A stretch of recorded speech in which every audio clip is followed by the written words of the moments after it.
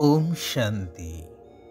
मंगलमय परमात्मा त्रिमूर्ति सदाशिवंकर श्रेष्ठ आत्मिक संतान मानंकु शुभ सकाळर शुभ अभिनंदन जणाइबा सह आजिर प्रभुचिंतनर आलोचना को मो समस्तंकु स्वागत जणाउछि। जेपरी सूर्य उदय हेले अंधकार दूरीभूत होइथाए, आलोक प्रकाश होई सबु किछि स्पष्ट रूपे दृश्यमान होइथाए। यह तो स्थूल जगतर स्थूल कथा, हेले ज्ञान एपरी आलोक जद्वारा अज्ञानता रूपी अंधकार दूर होई प्रत्येक गुह्यरु गुह्यतम रहस्यर मध्य उन्मोचन होइथाए। प्रथम एवं मुख्य रहस्य उन्मोचन होइथाए कि भगवान किए एवं मु किए। एहा द्वारा सबु किछि रहस्यर उन्मोचन होइथाए। कारण जे पर्यंत निजर परिचय जणा नथिबो तेबे निज संबंधरे कौनसी तथ्य मध्य हासिल करिबा असंभव। सेथिपाई ज्ञान को आलोक सहित तुलना करा जाए, जहाकु कुहा जाए ज्ञानर तृतीय नेत्र। दुनिया रे तो अनेक ज्ञान रहिछि, हेले तद्वारा केवल शरीर निर्वाह पाई बा स्थूल सुख सुविधा प्राप्त करिबा पाई विनाशी धन उपार्जन होइथाए। हेले वास्तविक सत्य ज्ञान, जहा सत्य पिता निराकार परमात्मा ही प्रदान करिथांती निराकारी आत्मा मानंकु, ताहा द्वारा आत्मा पवित्र सतो प्रधान होई अविनाशी धनर प्राप्ति करिथाए। पुरुणा पतित दुनिया परिवर्तन होई नूतन सत्ययुगी पवित्र सतो प्रधान सत्ययुगी स्वर्ग दुनियार स्थापना होइथाए। मनुष्य दैवी गुण संपन्न देवी देवता होई दैवी राज्य चालुथिबा पर्यंत, अर्थात अधा कल्प पर्यंत सुख शांति आनंदरे कालातिपात करिथांती। वर्तमान सारा विश्व अज्ञान अंधकार रे बुड़ी रहिछि। निजस्व आत्मिक स्वरूप को भूली पांच विकार रूपी माया रावण कबल रे आसी देह सर्वस्व होई जाइछि। तेणु परमात्मा पिता वर्तमान पुनः सत्य ज्ञान प्रदान करी आत्मिक स्मृति फेरई आणुछंती एवं कहउछंती, मधुर संतानगण तुम मानंकु एबे ज्ञानर तृतीय नेत्र मिली जाइछि। तुमे माने जानिछ जे प्रति 5000 वर्ष परे भोलानाथ निराकार शिव बाबांक द्वारा आमे एही ज्ञान शुणी मनुष्यरु देवता हेउछु। हेले जे पर्यंत एही ज्ञानर धारणा न होइछि, से पर्यंत एभली स्मृति आसी परिबो नाही। ज्ञान धारणा न हेबार मुख्य कारण हेउछि कि बुद्धि एणे तेणे घूरी बुलुछि। जनक सहित एक सत्य पितांक सहित पूरा जोग नाही। देही अभिमानी हेबा परिवर्ते देह अभिमानर वशवर्ती हेई रहिथांती।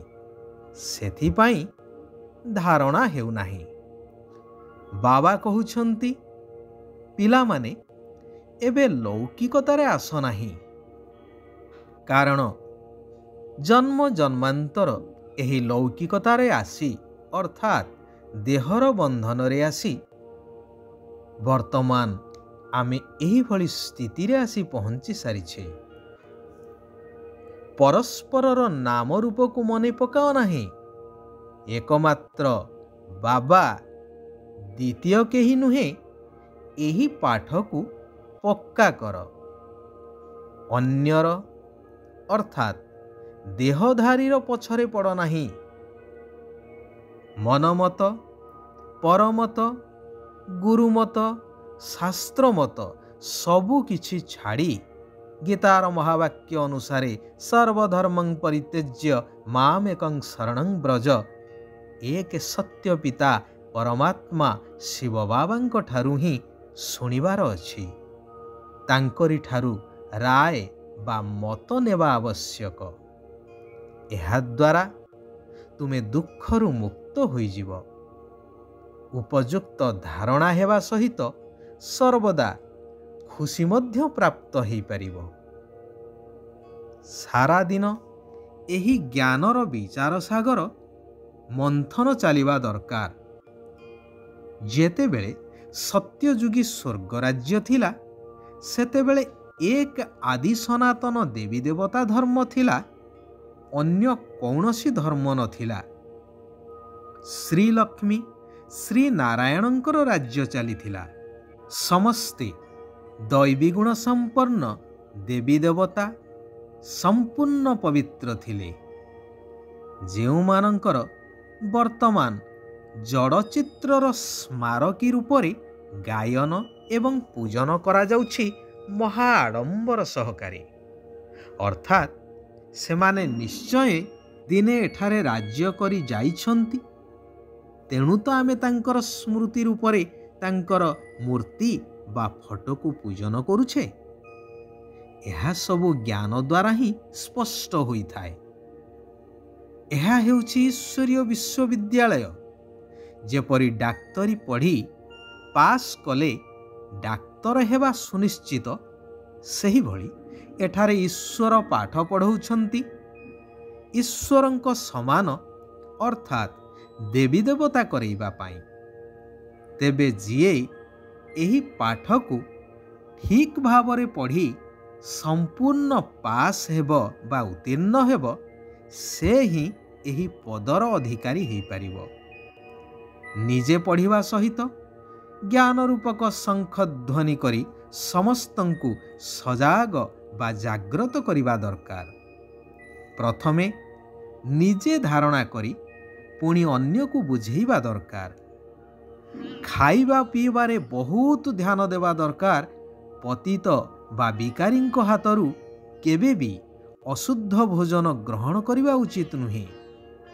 ଭଗବାନଙ୍କର ଶ୍ରୀମତକୁ ପାଳନ କରି ପ୍ରବୃତ୍ତିରେ ରହି ମଧ୍ୟ ଘର ସଂସାର ସମ୍ଭାଳି ମଧ୍ୟ କିଭଳି ପବିତ୍ର ରହୁଛ, ସେହି ଅନୁଭବ ଅନ୍ୟମାନଙ୍କୁ ଶୁଣାଇ ସେମାନଙ୍କର ମଧ୍ୟ କଲ୍ୟାଣ କରିବାକୁ ପଡ଼ିବ।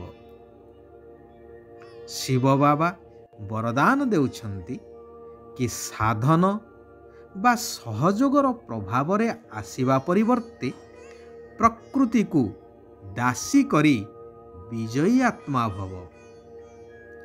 ଯୋଗୀ ପୁରୁଷ ବା ପୁରୁଷୋତ୍ତମ ଆତ୍ମାମାନେ କେବେ ବି ପ୍ରକୃତିର ପ୍ରଭାବରେ ଆସିନଥାନ୍ତି।